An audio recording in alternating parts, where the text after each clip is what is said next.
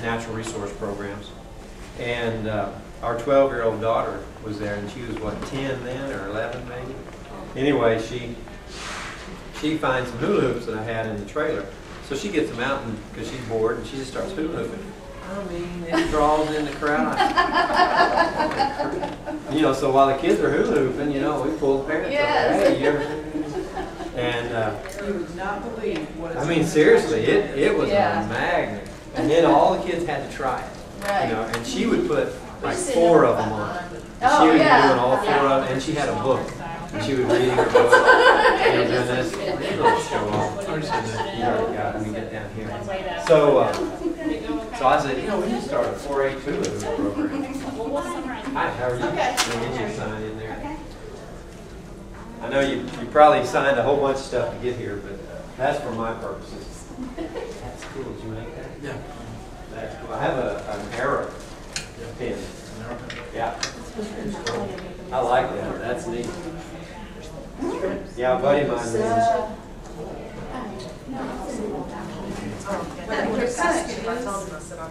Yeah, it's just to the right. Just stand that, look to the right. Yeah.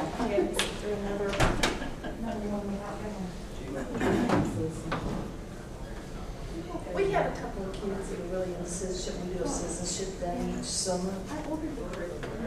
My son that just graduated wants to get a degree in wildlife management. I like it. I like the wildlife department. I don't think there's a better department. Yeah.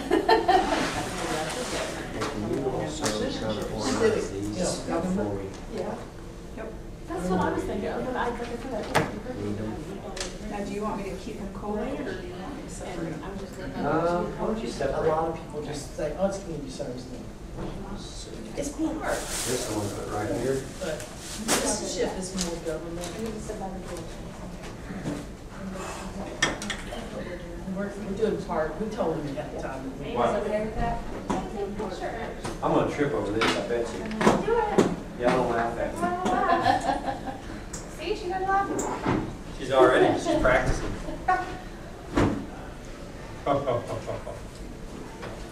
What a fool.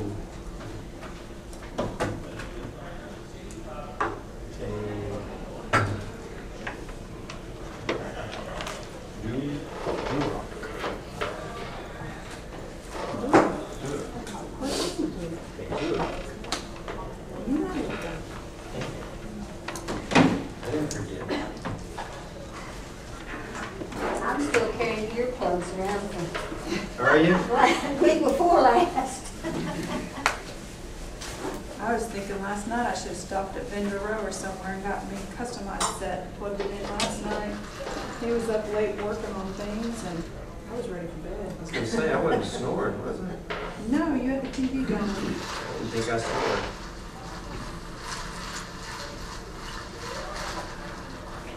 It didn't stay on long enough. I was afraid you'd be interested in that one movie. Oh no, I'd seen it before.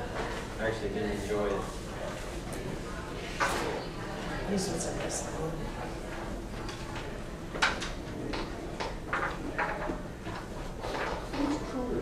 It is colder here. I'm gonna keep you awake. None of that warm, fuzzy kind of stuff.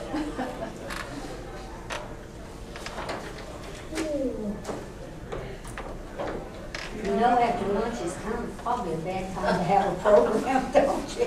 Best or worst? The worst is Oh, I time to know burn it. out. That's what I said, and it's not even after lunch, it's during lunch. What are you people doing to me? First of all, I can't eat, so I'm gonna get all edgy and grouchy before it's all over with. I'm just throwing the Snickers bar. By 4:30, y'all are gonna I have a cookie. I'll be running you out of here. Chips left over. What? What question? Wanda, did you Oh, sign too in? bad. Nope. Oh, okay. Come on, Wanda. Okay.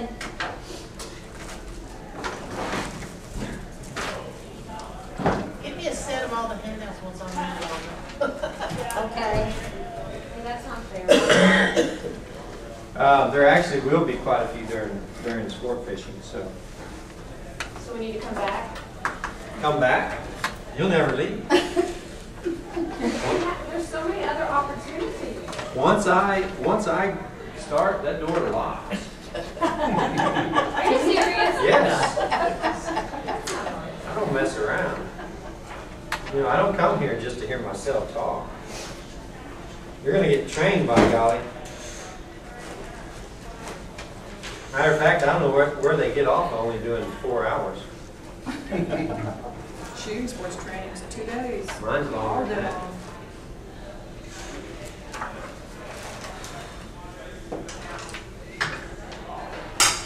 Yeah, but see, this program. So when is that one? 4-hour training. I did look at the power, the thumb drive that we received, Yes. and it's nice to have those manuals, because I never got a copy of those manuals. And then we only got one copy. You never got a copy of what? The manuals, we Yeah. finally got a copy of the manual. I know, but Well, they're online, but I couldn't but find they it. changed, and that's why I put it on y'all's thumb drive. We'll talk about that. I couldn't find the ones online, and then the person that Really? said she sent me a copy of it. I said, that's good. That was a while back. It was probably about a year ago.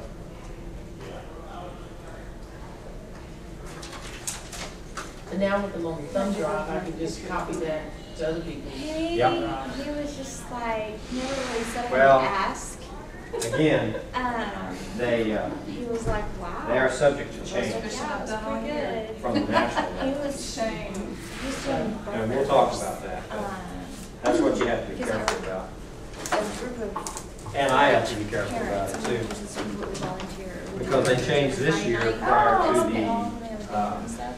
national And the content. money that we make. That's in like May or something? No, it's It's divided like up last week. between the families Oh, that okay. work. I just got back from Arkansas. Oh, Do okay. it. So Right. it's just by And, work. So ended Thursday. it'll be like So, uh, 243. it was fine because we just rolled right on through with our Take state that divided by contest the and amount livestock of show. people Using the Yeah. So the older like, material, times how we have to work which it, really and they wasn't add that old, money which to is their non-revised.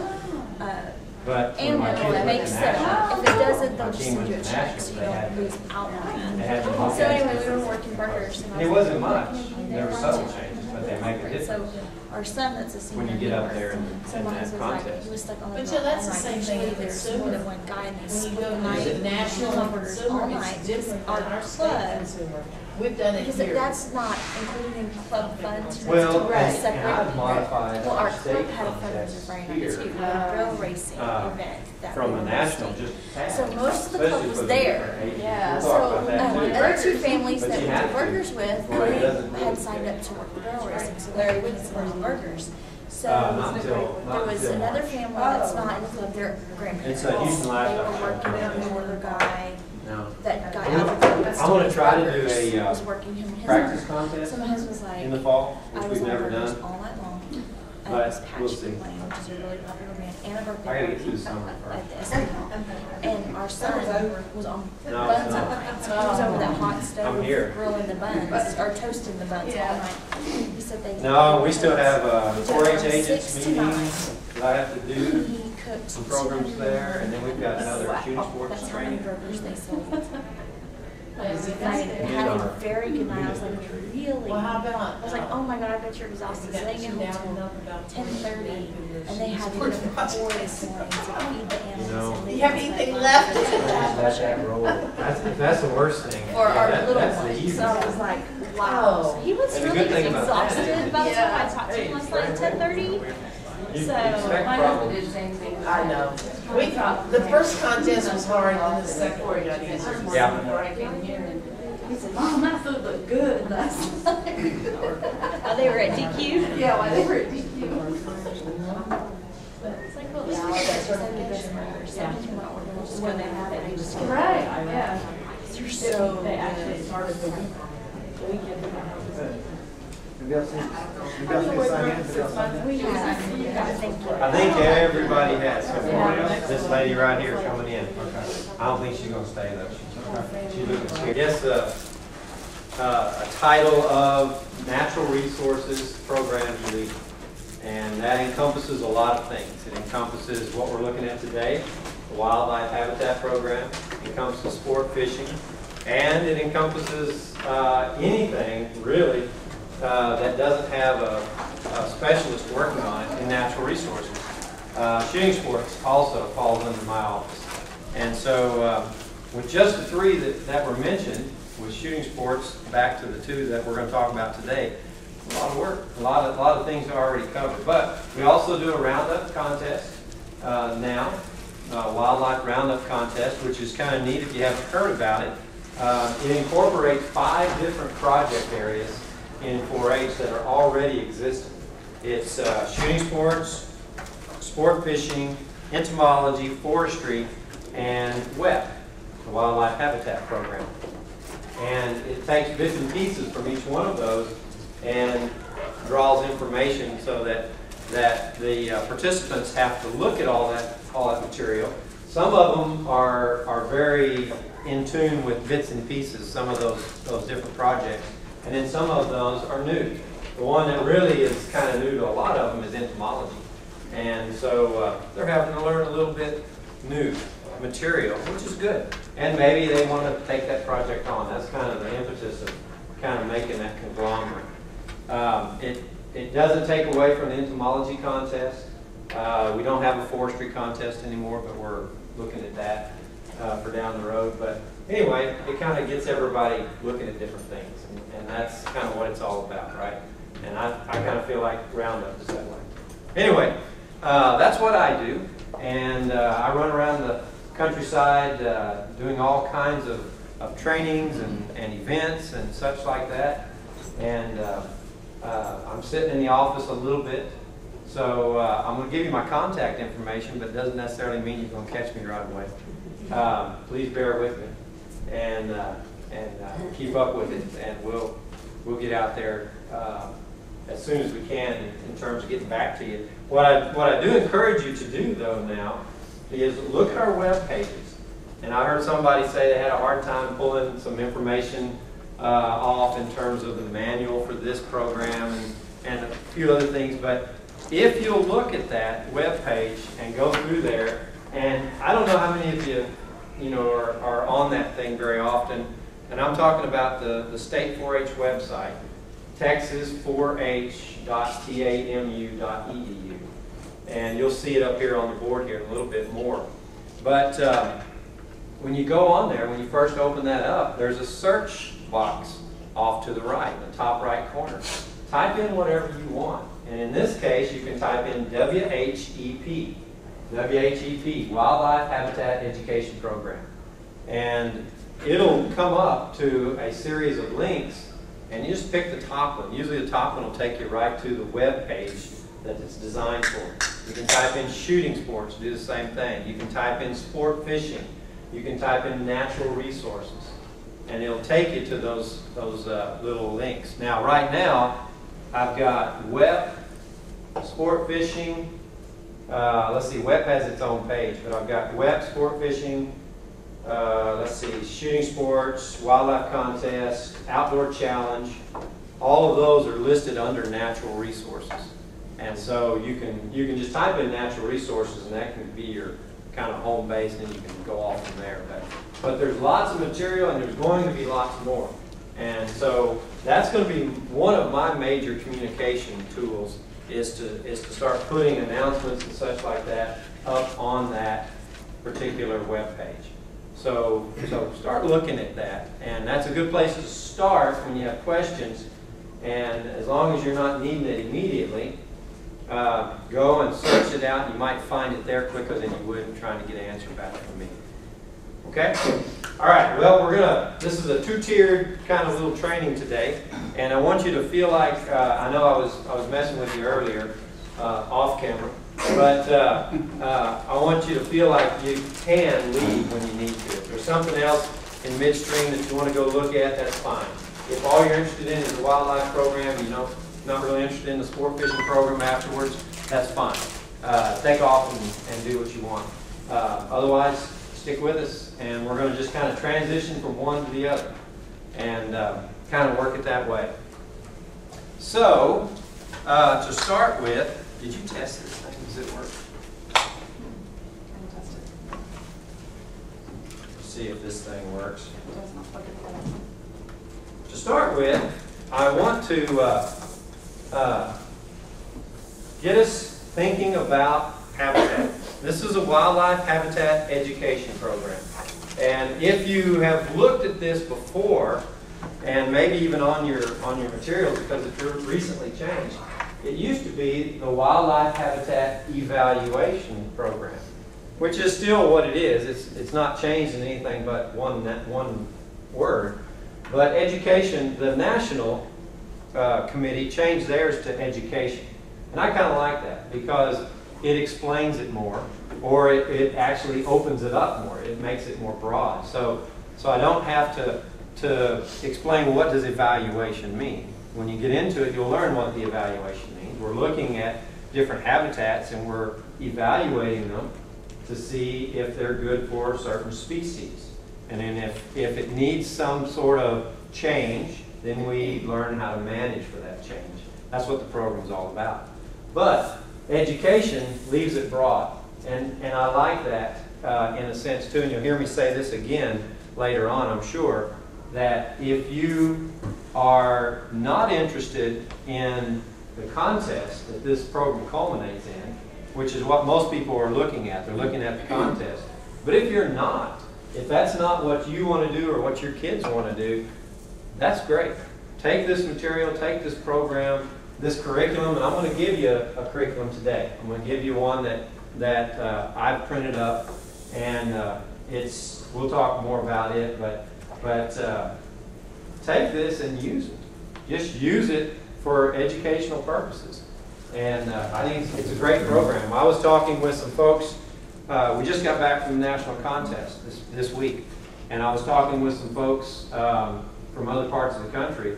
And one county agent from Oregon was telling me, he said, yeah, I use that in my adult education programs. When I teach basic wildlife, I use it. And when we first started wildlife tax valuation here in the state several years ago, about 7 or so years ago, we actually began training people to look at management practices using this 4-H curriculum. So it's a good piece of material, and it's actually been revised quite a bit in the past 3 years. And so it's even better than it was before. So again, take it and use it however you want to. If you get to the contest, I'm elated. I'd love to see more kids coming to the contest. But if you don't, that's great too. I'm still successful, and you're doing programs and you're introducing kids to wildlife. And that's what's important. Now, the key word up here, what do you think the key word is? Habitat. Education, yes, but habitat. Joe, I'm going to move this paper. Let's move it all the way forward, if you don't mind. Might as well stand up because everybody's going to stand up here in just a second. All right, that'll work. We'll push it back in a minute. Okay, let's just move these chairs out of the way. I just need a little clear space here. We'll do a little clearing. I need a clearing so we can do some work and do a little activity. And I want to get everybody up. I know you just had lunch. Got to get that food digested. Get you to feeling good, awake. And we're going to focus on habitat. Habitat is the key. That is the key word. And if you don't understand habitat, then you need to go back and start over again. And that's where you've got to start with your kids. You've got to start with habitat. So, while I'm setting this up, give me just some real simple definitions of habitat. Anyone? Environment. Environment. Vegetation. Vegetation. Water. Water. Does that tell you what a habitat is? Sounds like it's a bunch of different things, doesn't it? All right. Can anybody make it more concise? Home. Home. What'd you say? A living shelter, whatever. Okay. A living shelter, environment, area maybe? Ecosystem. Ecosystem. Okay. Anything else? 1, 2, 3, 4, 5, 6, 7. Okay, I'm going to count you off in fours. Okay, remember your number. 1, 2, 3, 4. 1, 2, 3, 4. 1, 2, 3, 4. 1. Okay, I want all the ones right here with Joe. You were a 1, right? Go ahead and stand up. I need you here. Let's push in the chair because you're going to probably need to come back and form your group. Actually, form your group back over there. 1's over there. 2's, I want you over here. Watch out for little Elmo here. 2's right over here. Let's put some 3's right over here. I'll kind of gather right in here. 4's right over here. How are we looking? We should be relatively even. A little heavy on 1, that's all right. Okay. Now, what I'm going to do is we're going to do this little activity. And each of you are going to have an objective to work on. And you're going to have an objective to complete. And the activity is not over until your objective is met. So you have to complete your objective for the activity to be over. Okay? Now, you will get whatever your objective is in just a minute. I'll give it to you. It's written on one of these cards. And then you and your group work on that objective. Okay? Here's some rules. Rules are you can't yell. Can't yell across the room, can't do anything. Also, you can't move. Okay? You're just going to work on your objective from where you are. Can everyone see the ring? Okay. The ring is my domain. This is where I work. Matter of fact, Faye, this will work better if you come help me. By the way, this is my wife, Faye, #1 volunteer. So if you're working for that spot, too bad, it's already taken. All right. Faye and I are going to be your runners. She will take care of groups 1 and 2, and I'll take care of groups 3 and 4. And you will tell us what you want done inside this ring. Everything must remain inside this ring. Okay? Everything that you're needing to do. Your objective is inside this ring. And you will tell us, and we'll come to you independently. We'll alternate from group to group. I'll come to 3, then I'll go to 4. Then I'll come back to 3, and each time you're going to tell me, or Faye, what you want done. And we can only do one thing at a time. We can't do multiples. We can only do one thing at a time. And we cannot talk to you. So don't ask us questions. You might have a question concerning procedure. Maybe we'll talk to you about that. But in terms of what's going on in here, this is your area. We just work for you. But remember, you have an objective. And your group's objective must be met before the entire activity is over. Okay? All right. I know you're all wondering what in the world. Okay, here's your objective. Here is your objective. Okay. Your objective. And your objective. Okay? All right, take a moment to read through that. It shouldn't take you too long. Okay, there's your groups. This is group 1 and group 2. Start at 1, just to be easy, and then whatever they want you to do, and then come back to 4. I mean to 2, and I'll do 3 and 4. Now, these are your resources to complete your objective. This is all you have right here. Okay? All right. Go ahead. Get out of my space. All right.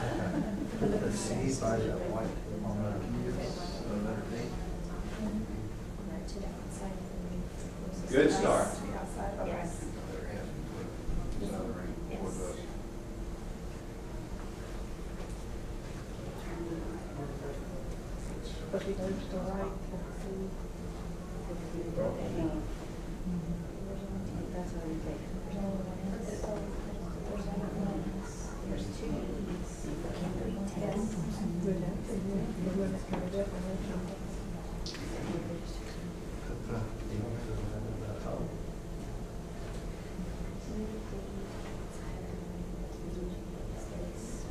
Y'all a slow runner. Can we take?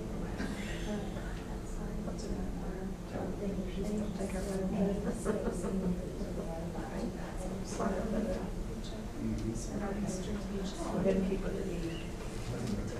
Put the E to what the D.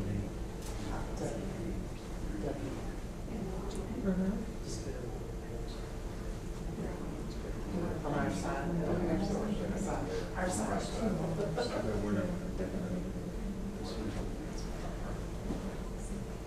Like the guards survive the E.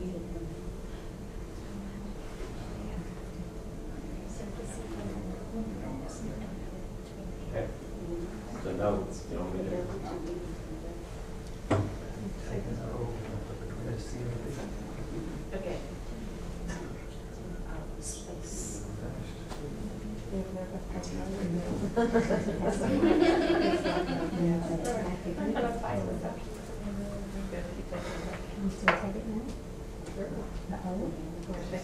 You tell me. To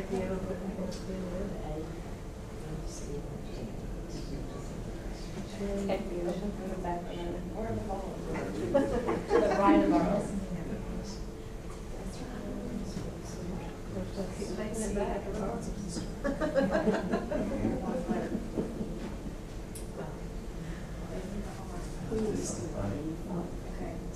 Give them the B. There's an R in front of their F. Or put it in space where you have to do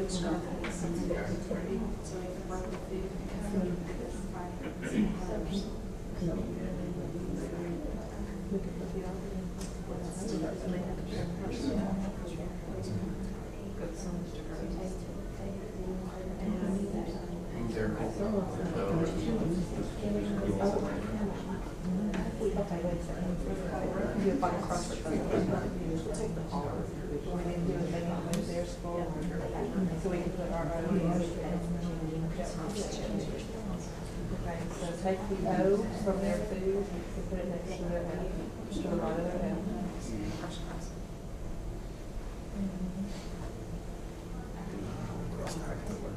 Yeah.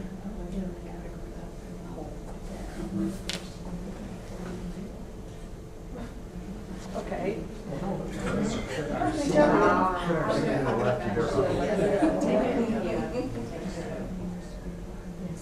Here we go.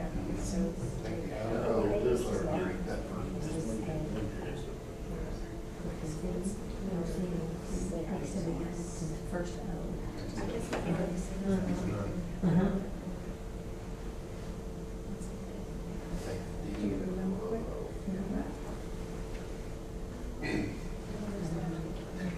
Take the E from space and put it after. They're all Okay, so now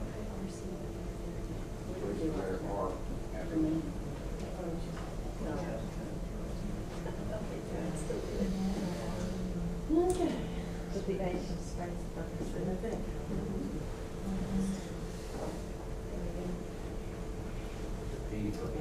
Put our W by the head.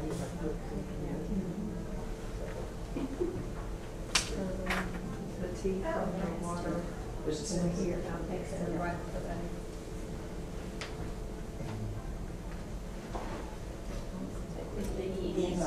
T.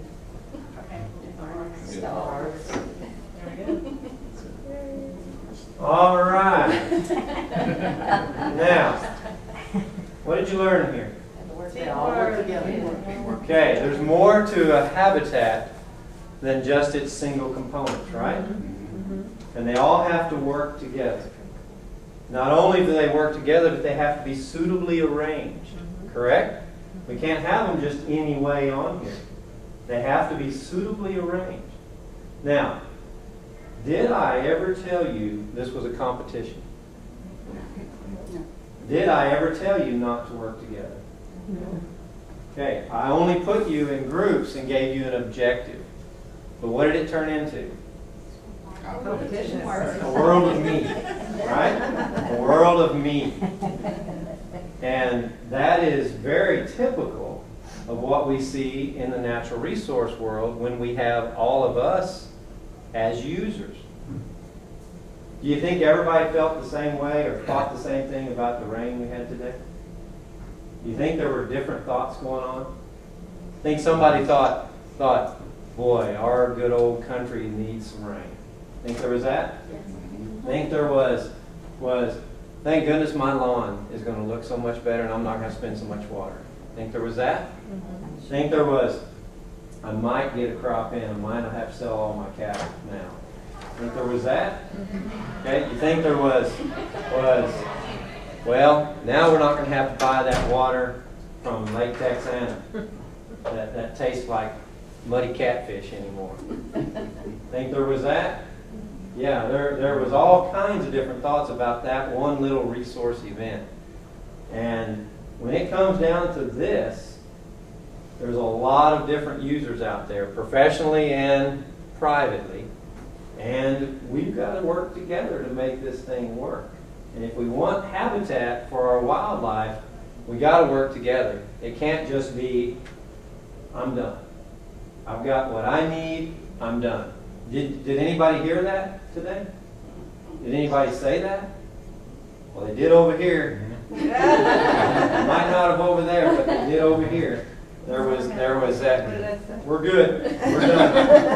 And then there was, that's ours. Get it back, it's ours. And then it was, well, let's get it back. Where it belongs. All right, get it back because it's ours. Get it back. And were we getting anywhere there? Groups 3 and 4? Did we get anywhere? No. That was getting us nowhere until somebody said, hold on. Looks like we got to work together. And sure enough, and then all these other groups, same way. So it's more than just learning about habitat. Okay, it's learning about how it's put together, for one, from a wildlife perspective. It has to be arranged just right. Okay? Right, how everything interacts with it. And it's got to be put together right or it's not usable. For example, if we're here in San Antonio area and an animal needs food, cover, space, and water to fulfill their habitat, which every living organism needs that to some effect. Food, cover, space, and water. If everything is good, but water is almost on the coast, a couple hours away, what do you think that animal is going to do? It's going to move to the water. It's going to abandon this habitat because it's okay, we can make it, but it's not exactly going to work out great. So we're high-footing it.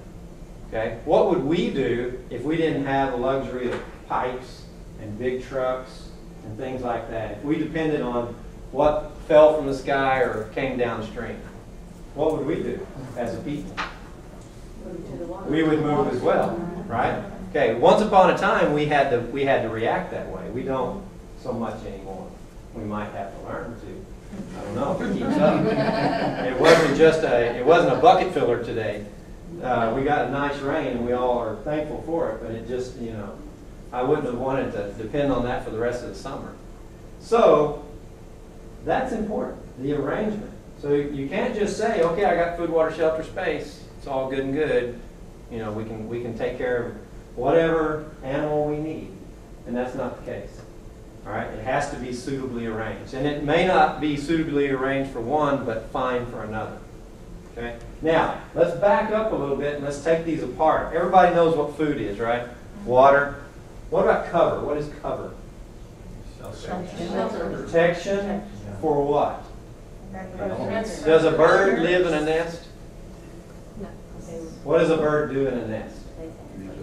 Lays its eggs and raises its young for X number of days depending on the bird, right? Okay, so really it's not their house, but it's something they use. Okay, so cover can mean a lot of different things. And there's a single species can have a lot of different types of cover. Maybe nesting cover, maybe feeding cover, maybe sleeping cover, maybe winter cover. Could be a lot of different things that it needs cover for, and they may all be different types of cover. As long as you understand that. Cover and shelter are usually synonymous. But it's more than shelter. Okay? Sometimes it's even breeding cover. And all that means is they use it for a screen to, not because they're shy or anything like that, but they keep other pairs away from themselves. And that's usually in the bird world. So cover means a lot of different things. Now we get to this one last word, space. Space. What does space mean? Territory. Okay. But more so, let's boil it down even more. What? Space. Land. But let's boil it down even more. It means room. Okay? A good example is if we were all in this room, this was our habitat. We had all the food, water, and this was our shelter. We were good and good. And this was all the space we had in this room. Yeah. Us guys would go first. We'd eat first. And then, then it would go from there. We'd have the least to worry about. Dream on. I'm just being real. I think that's real. I don't know about you guys. I would not want to be having to live in this space. Okay? That's what we're referring to here as space. Now, some species of wildlife need more space than others. Obviously, a mouse doesn't need what a white-tailed deer does. And a Canada goose needs a lot more space than, let's say, our live-at-home bobwhite quail. All right? Although they need a good deal of space, a Canada goose migrates from almost one pole of the earth to the other. And so that's a lot of space it needs, right? Okay, so that's what space means. So I just want you to understand those components. Now, does everyone have a really good grasp on habitat now? You knew what it was before, right? Do you know it a little bit better now? Do you feel more comfortable with it? Now you can start mixing in a lot of other concepts. We call them concepts of wildlife biology, habitat, ecology, because there's a lot of them. We're going to cover them here in just a little bit. And you need to know those and understand those. Those are the building blocks, just like this is. If we don't have this, we have nothing.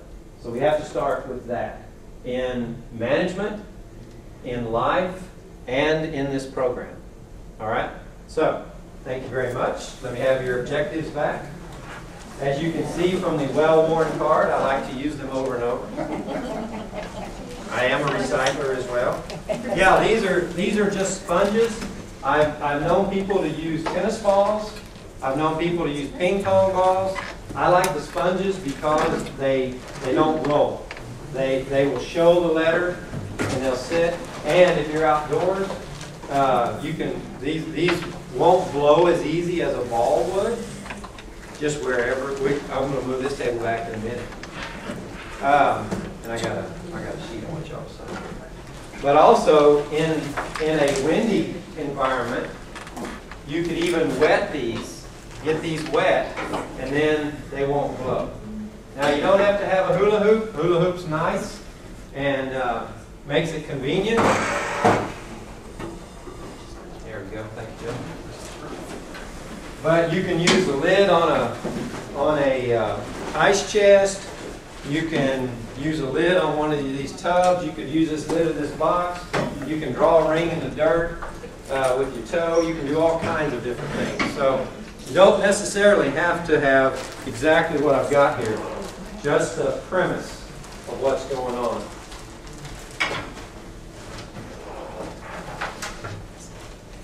Now, do you understand how we did that activity?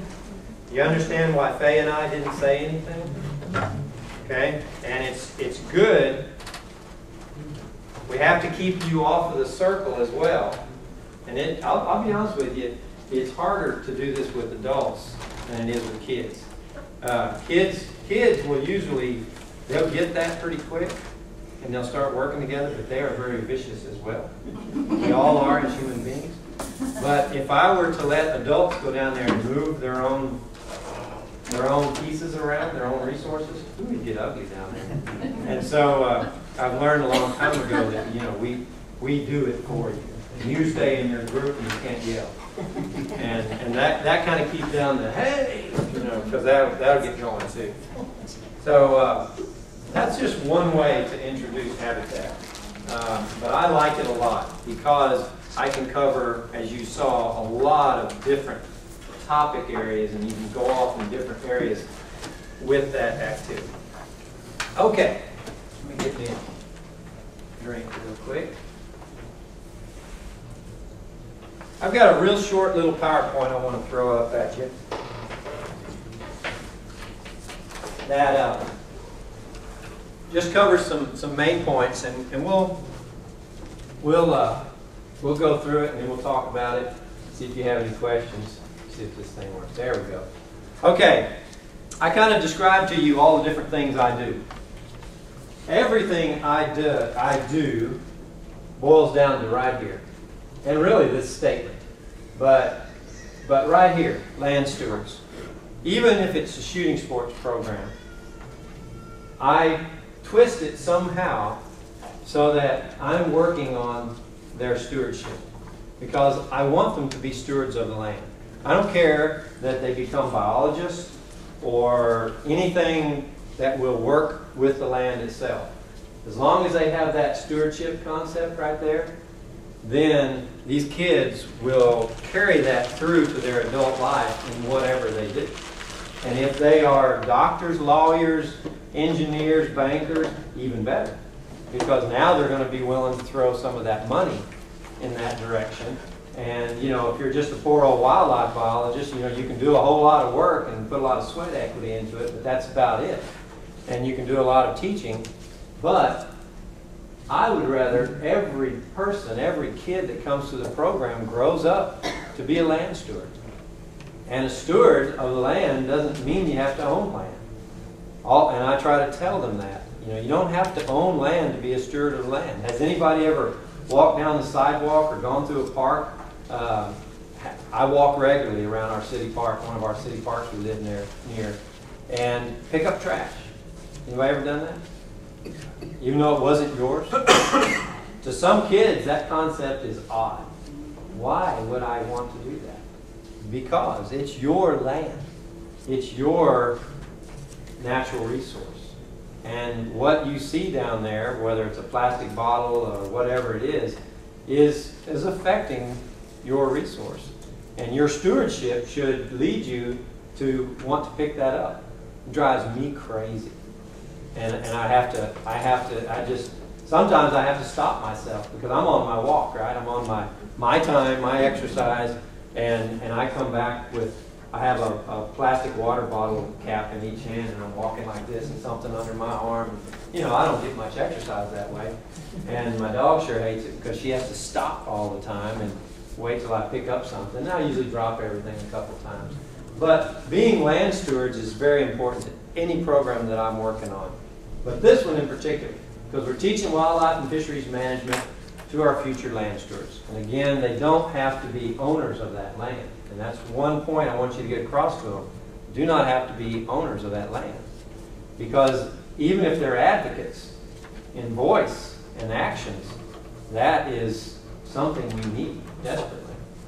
All right, so the Wildlife Habitat Education Program. What is it? Hey, Faye, is there any way to get rid of that thing down there in the bottom? Sorry, folks. I'll try to laser it out.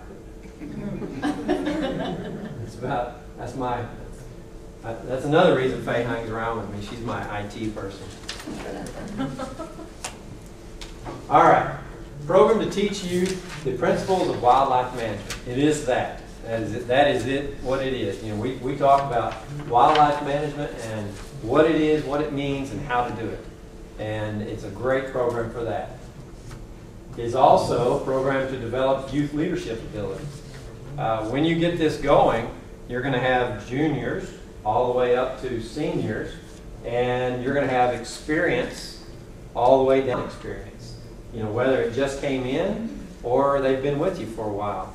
But just like any other program, you know, you get your more experienced and your older kids to work with your younger kids. And it works great. It works great. This is a good program for that because there's a lot of opportunity in the program where they don't find the opportunity outside the program for, let's say, some older kids to actually work with the younger kids. And they like it because they're out in the woods and they feel comfortable, they're in their environment and they're doing what they know, especially after they've learned it for a while. So you develop those leadership abilities. And I've seen them grow quite a bit, even at the state level. It is also an opportunity to develop teamwork skills, because if we are going into the contest, for example, you're going to be in a team, and you better work together as a team. And 3 or 4 heads is always a lot better than 1, especially when you're looking at something from a perspective that you're trying to emulate or think about somebody else's perspective. In other words, whenever we go into a contest, one of the main things is you're looking at this habitat, and we actually are working with an actual habitat. You're looking at this habitat from the perspective of a landowner. And the landowner has given you objectives, and you are the professional manager. You're in there to manage this property for that landowner. So we put them in a very real situation. And so they have to read the landowner's objectives. They have to listen if there are any landowner objectives being verbally given them. And then they have to put all that together and then figure out, well, what is it they really want? And then they have to figure out what's going on already on the habitat and what's going on in the natural world. So teamwork is real important when it comes to this, because now they can say, well, what do you think about that? How do you read this? How do you see this? Can I ask a question? Is it only team competitions, or are there individual? Individuals as well. Yeah, we'll get to the contest breakdown in a minute too. But there is a lot more. But back up to teamwork, we're also looking at that even when we are not pursuing the contest. Even when we're just doing this as a learning tool. Because when we're out there looking and evaluating the habitat and looking at a certain species, we have to work together. Again, we all may have different goals. I might want white-tailed deer. You might want some sort of songbird. She might want some sort of fish. And we're all going to have to work together and figure out how to get all those things at the same time, if that's going to be our goal. The more is, this program promotes critical thinking, decision-making skills, and writing skills. Critical thinking because we're working with a very dynamic system that changes. What dynamic means. It doesn't sit still. It changes, as you all know, from winter to summer, but also it changes year to year. What's happened to this area here, or what's happened to the entire state in the past few years since we haven't had rain? That's right. And it's changing, right? Something different. Do you think anybody out there managing that land is having to think about it critically? Like, you know, even whether it's livestock or whether it's wildlife, am I going to have to decrease, increase, do something different with my carrying capacity? What am I going to do? So critical thinking is definitely something that we hit on. They're going to have to read a lot of things in a contest, and they're going to have to decipher what does that mean? And how do I plug that into place based on what I see right here? Because we're putting them in a real situation, and you can do this without the contest. You can put them in a real situation. Take them to a piece of habitat and say, this is what I want to manage for. This is what's going on. Now, with what you've learned, how are you going to do it? And don't think you don't have to think critically, because you got to think of a lot of different things, especially when you start saying, I want to manage for these 4 different species. Decision making. Again, what am I going to do? Which way am I going to go? There's different ways. There's multiple ways to do the same thing. We're going to talk about succession in a minute. And succession is something that can be accomplished by a variety of practices. So you got to decide which one I'm going to use. Succession basically is the way vegetation grows. And what grows first, and then what comes along second and third and fourth, based on it not being disturbed. but there's ways to what we call manipulate succession so we can keep it at a certain level. So if we don't want any trees growing, for example, we've got to make sure those trees don't start growing.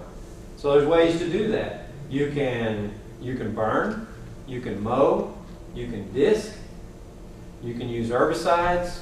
There's all different ways to manipulate succession, even using livestock raising. So you've got to make a decision. What's the best thing to do? What would work best in my plan? And then writing skills. Writing skills is because we do a lot of writing in terms of writing management plans. And that's one of the activities that's in this curriculum is writing a management plan. And at a contest, the senior levels participants have to write in full, complete sentences. They can't just put bullet statements. As we go down in age level, we let them slide a little bit. But when they get up there, and especially in the national level, it's got to be some good writing. And they have to be legible as well. So they have to convey their thoughts in writing. So they've got to work on those writing skills. So that's another thing. All right, now, like I said before, you can do all of that we've already talked about without even leaving the county.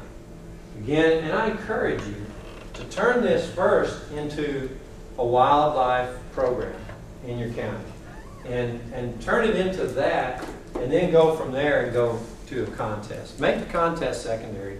And I'm not trying to downsize or de-emphasize the contest at all, because I mean, it's one of my programs, and I like to see more kids there. But I really want kids to learn this stuff. So if you are competing, one of your goals is to compete, then here's the contest. And let's just talk about it and answer some questions about it for a while. First of all, at the state level, we do have age classes. Junior age, intermediate, and senior, just like anything else in 4-H. But at national, only seniors can go. Now, kids can participate up a level. So if you need an intermediate to fill a full team of seniors, then you can do that. And then that senior level, that intermediate that's on that senior team can go to national. Where is nationals? Nationals is in a different state every year. Then that's the only 4-H contest you can do that. Probably. Yeah, we're wild. We don't mess around with that. We make our own rules. All right. Getting a team together, 3 or 4. You can compete with a 3-person team. 4 persons allows you to drop the low scores, just like a lot of other contests. So it gives you a little bit better, option there. Individuals may compete. And the way we do individuals, the way we used to do individuals, we've got, and we'll get to the activities in a minute, but there's different activities, and all of them are individually done except for the plan. And the plan, you get all your team members together and you actually write it together. But all the others, like the ID portion, the wildlife management checkoff portion, the quiz, all of those you do individually, and then you compile the scores. Okay? So as an individual, the way we do it now is, as an individual, you compete in all of those, and even the management plan, because the way we score the management plan is each person gets an individual grade. So we score it, maybe the 4 of us wrote it, but we can only get so much for that plan, and we each get a portion of that on our individual. We divide it evenly, and we each get a portion of that on our individual grade, our score. So if an individual does it, then they get that. And it's only worth so much per individual. So the individual can compete in every event, and it doesn't knock them out of something. Now, they have to write that plan by themselves. But usually at that level, they're fine with it. I get more individual seniors than I get anything else individual, any other age division. And the reason I've made the contest that way is because at nationals, you can never come back once you compete. It has nothing to do with what place you made. But if you go to nationals, like my team that went this past week, they can never go again. So I was getting kids, you know, in the 9th grade coming through the program, boom, their team goes to nationals. They go, they come back, they can no longer participate. And we carried over that rule at our state level. And I didn't like that because we were kicking 4 kids out of the program every year. In a program that didn't need kids being kicked out of. We needed as many as we could get. So I instituted the individual. You can come back from the national and compete as an individual only.